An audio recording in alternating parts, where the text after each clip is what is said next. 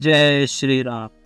हिंदू पौराणिक कथाओं के हिसाब में भगवान हनुमान बंदर देवता में सबसे लोकप्रिय और वापन रूप से पूजे जाने वाले देवता है।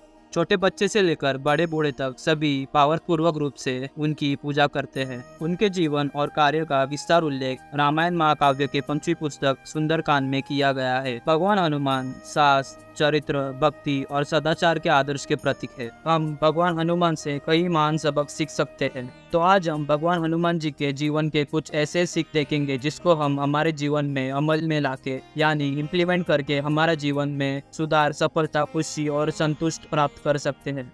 तो वीडियो अंत तक जरूर देखना, क्योंकि इस वीडियो में भगवान हनुमान जी के जीवन के कुछ ऐसे कहानी है जिससे हम कुछ सीख सकते हैं। तो मुझे पता है ये वीडियो आप अंत तक जरूर देखोगे और मेरा भी यही प्रयास रहेगा कि आप कुछ अच्छा और नया सीख के जाएं। पहली सीख, किसी उद्देश्य के प्रति पूर्ण और निस्वार्थ भाव से समर्पित हो जाना।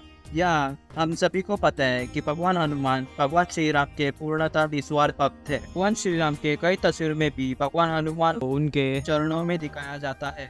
इसी निस्वार्थ भक्ति और अटूट प्रेम के कारण ही भगवान हनुमान को भगवान राम और अन्य देवताओं का स्थान दिया गया है। इसी से संबंधित भगवान हनुमान की एक कहानी है कि भगवान सीता ने भगवान हनुमान को कीमती मोतियों से एक हार तोहफे के रूप में दिया था। जैसे ही भगवान हनुमान ने उस हार को अच्छे से देखा, उन्होंने वो हार एक जगह फेंक दिया, जिससे भगवान सीता और वहाँ मौजूद सब लोग आश्चर्यचकित हो गए। जब उनसे पूछा गया कि उन्होंने ऐसा क्यों किया, तो वे बोले कि यह मोतियों का हार भगवान श्री राम से संबंधित नहीं था, या फिर उसमें भगवान श्री राम का नाम नहीं था। और जो वस्तु कितनी भी कीमती क्यों ना हो, अगर वह भगवान श्री राम से संबंधित ना हो तो वो मेरे लिए बेकार ही है। तो इसी तरह हमें भी अपने जीवन में अपने लाइफ गोल्स, करियर और अपने उद्देश्य के प्रति पूर्ण निस्वार्थ रूप से समर्पित हो जाना है। इसे अच्छे से करें जिससे हमें अपने मन को संतुष्टि मिले और भगवान हनुमान की तरह उन सभी चीज़ों को त्याग दें जो अपने करियर या गोल्स के लिए ज़रूरत नहीं हो। और हनुमान की तरह ही हमें भी हमारे जीवन के भक्त बनना है। हमारे जीवन को एकदम अच्छे से बनाना है जिससे हम हमारा जीवन यादगार बना सके। दूसरी सीख, मुसीबत के समय में ही आपको अपनी असली ताकत पता चली। जब भगवान रावण ने भगवान सीता का अपहरण किया था, तब भगवान हनुमान, जामवन और वानर सेना के कई सदस्य भगवान सीता के खोज में दक्षिण दिशा में निकल पड़े। उन्होंने अपना 100% दिया। भगवान सीता को ढूंढने के लिए उन्होंने हर जगह देखा, एक कोना भी नहीं छोड़ा। चाहे वो पहाड़ हो या रेगिस्तान, जंगल हो या घाटी, हर जगह उन्होंने ढूंढा। इतने प्रयास के बावजूद भी भगवान सीता न मिलने पर भगवान हनुमान और उनके बाकी साथी निराश हो गए और वे भगवान राम के पास खाली हाथ नहीं जाना चाहते थे। तो उन्होंने निर्णय लिया कि वे उनका जीवन वही समाप्त कर देंगे। लेकिन ठीक उसी समय पंकिन गीत भगवान संपत्ति ने सूचित किया कि भगवान सीता का लंका के स्वामी रावण ने अपहरण किया है। खबर सुनकर वानर और जामवन बहुत खुश हुए, लेकिन लंका समुद्र पार होने के कारण उनकी खुशी ज्यादा देर तक सीमित नहीं रही, क्योंकि उनके पास समुद्र पार करने का कोई साधन नहीं था। उसी वक्त जामवन को याद आया कि भगवान हनुमान को अलौकिक शक्ति प्राप्त हुई है और वे अपने रूप बड़ा करके आसानी से लंका पार कर सकते हैं। और एकमात्र समस्या थी कि भगवान हनुमान को बचपन में ऋषियों द्वारा दिए गए श्राप के कारण भगवान हनुमान को ही अपनी महान शक्तियों के बारे में पता नहीं था। जामवन ने भगवान हनुमान को देवता से प्राप्त वरदान की याद दिलाई और उन्हें कहा कि आप लंका के पार आसानी से छलांग लगा सकते हैं।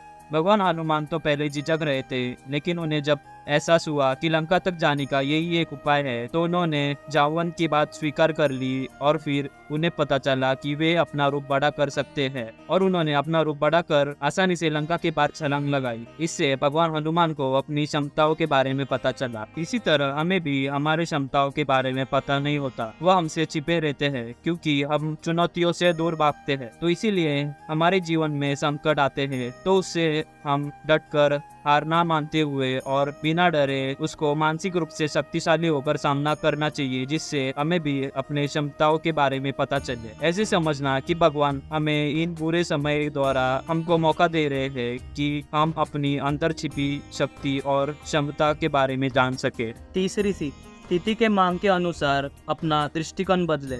जब भगवान हनुमान को लंका पार इतनी बड़ी छलांग लगाने की जरूरत पड़ी तो उन्होंने अपना रूप बड़ा कर विशाल कर दिया और लंका पार पहुंच गए। भगवान हनुमान को किसी के नजर में आए बिना रावण के महल के अंदर घुसना था, तो उन्होंने अपना आकार एक सामान्य बंदर जितना छोटा सा कर दिया ताकि वह किसी के नजर में आए बिना महल के अंदर घुस सके। महल में घुसने के बाद जब उन्हें भगवान सीता मिले तो वे उन्हें वहां से लेके जा रहे थे, लेकिन रावण के राक्षसों ने उन्हें पकड़ लिया। वे उस छोटे से बंदर यानी भगवान हनुमान के साथ युद्ध करने लगे। भगवान हनुमान सभी राक्षसों पर हावी पड़ रहे थे। भगवान हनुमान को रोकना असंभव सा हो गया था, इसलिए रावण ने परेशान करने वाले बंदर को रोकने के लिए अपने बेटे मेघनाथ को ब्रह्मास्त्र, जो सबसे शक्तिशाली हथियार था जिसे स्वयं भगवान ब्रह्मा द्वारा बनाया गया था, उसे छोड़ने का आदेश दिया।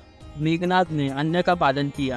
भगवान हनुमान हथियार का अच्छी तरीके से विरोध कर सकते थे, क्योंकि उन्हें भगवान ब्रह्मा द्वारा वरदान दिया गया था कि वे किसी भी दिव्य हथियार के प्रति अजय होना, यानी किसी भी हथियार से उनके शरीर को किसी भी तरीके की हानि नहीं पहुंच सकती। लेकिन भगवान हनुमान जानते थे कि हथियार का विरोध करना यानी स्वयं भगवान ब्रह्मा का अपमान होगा, इसलिए उन्होंने हथियार का विरोध नहीं किया। भगवान हनुमान को पकड़ने के बाद रावण के सामने पेश किया गया। उन्होंने अपने किए पर कोई पछतावा या कोई डर नहीं दिखाया। इससे रावण को गुस्सा आया और उन्होंने भगवान हनुमान को सबक सिखाने के लिए उनके पुच्छ में आग लगाने की आदेश दी। रावण को नहीं पता था कि भगवान हनुमान को दिए गए वरदान के कारण अग्नि का कोई भी प्रभाव उन पे नहीं पड़ेगा। रावण और उनके लोगों ने भगवान हनुमान का पूरे लंका के लोगों के सामने घुमाने की योजना बनाई। भगवान हनुमान शांति से सारे अन्य का पालन कर रहे थे, क्योंकि उन्हें स्वयं पूरे शहर की भूगोल की जांच करनी थी और सुविधाजनक स्थान पर नजर डालना चाहते थे, जो बाद में लंका के साथ महान युद्ध के दौरान उपयोगी हो सकता है। रावण और उनके लोगों को लगा कि उन्होंने एक बड़ी जीत हासिल कर ली है, लेकिन वे भगवान हनुमान की शक्तियों के बारे में अनजान थे। जब भगवान हनुमान को लगा कि उन्होंने अच्छे से लंका का भूगोल देख लिया, तो वे अचानक से राक्षसों से मुक्त हो गए और अपनी पूंछ से लंका के पूरे राज्य को आग के हवाले कर दिया। इससे हमें यह सीख मिलती है कि अपने शक्तियों और क्षमताओं पर अत्यधिक घमंड नहीं करना चाहिए और स्थिति के मांग के अनुसार व्यवहार करना चाहिए। बुद्धिमत्ता यह है कि हमें पता होना चाहिए कि हमें कब अपनी असली ताकत दिखानी चाहिए और कब नहीं, और हमेशा लोगों के साथ विनम्रता से पेश आइए। उससे आपको लोगों का विश्वास और सम्मान प्राप्त करने में मदद होगी और सही समय पर अपनी असली क्षमता दिखाने में संकोच ना करें। तो ये थी आज की वीडियो। उम्मीद करता हूँ कि आपने कुछ अच्छा और नया सीखा होगा। अगर मुझसे कुछ भूल हुई हो तो मैं सभी से क्षमा चाहता हूँ।